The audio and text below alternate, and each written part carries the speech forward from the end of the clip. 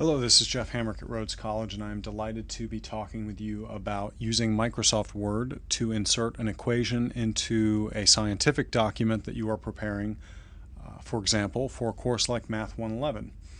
The example I'd like to work with is an equation in which we describe the test statistic for an independent samples t-test. That is a two-sample t-test where we're comparing the means from two populations by using data from two samples. So let's work on doing that.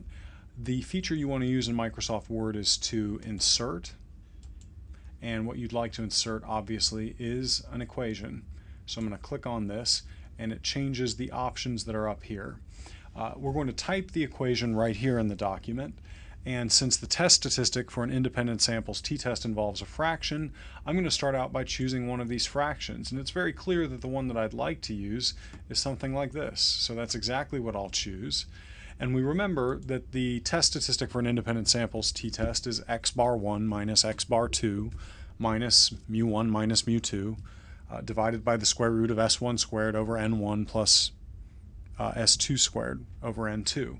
So there are a number of things to do here, so let's tackle each piece one at a time. The next thing I want to put up here then is an x bar 1. And so the way I'm going to do that is I'm going to go to accent right here.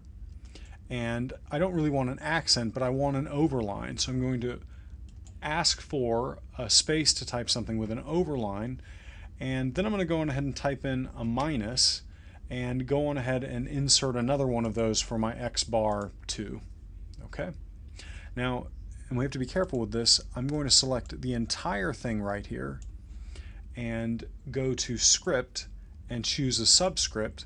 And so here is where my x is going to go, and here's where my 1's going to go. Okay? And similarly, what I'd put over here is I'd highlight the whole thing. Microsoft Word, highlight the whole thing, add the subscript, put the 2 here and the x here, and voila, I have my x bar 1 minus x bar 2. I'm going to put a parentheses to the right here and a parentheses to the left to make things a little bit organized. And now I'm going to do my mu 1 minus mu 2. So I'm going to do a minus and then put a set of parentheses right there. And now what I want is Greek letters, and the Greek letters are hidden right here in this little tab. So if I click on this and then switch my option from basic math symbols to Greek letter symbols, I see that your friend and mine, the symbol mu, is right there. So I'm going to add that, highlight over it, choose the subscript option, and make this mu sub 1. Okay? Now I'm going to be lazy, and I'm actually going to copy this entire piece right here, put in a minus sign, and then paste it again right here, and just snooker into that subscript and change the 1 to a 2. Okay?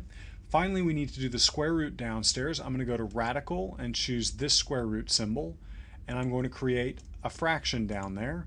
And we remember that the first thing we need is s1 squared over n1, so that's just s, highlight, both a superscript and a subscript, squared sub 1 over n, highlight, subscript, and then a 1. And now let's invoke the principle of laziness. Let's highlight this expression right here, and I'm going to put an addition sign after it and then copy it again in place right there. I have to do that underneath the radicand, not outside of it. Okay? But all I'm going to do is step in here and change this 1 to a 2 and the n1 to an n2. And then if I just step out in front of the whole equation and type t equals, I have a student t test statistic that's equal to this expression, and that's how we would nicely format an equation connected with an independent samples t-test.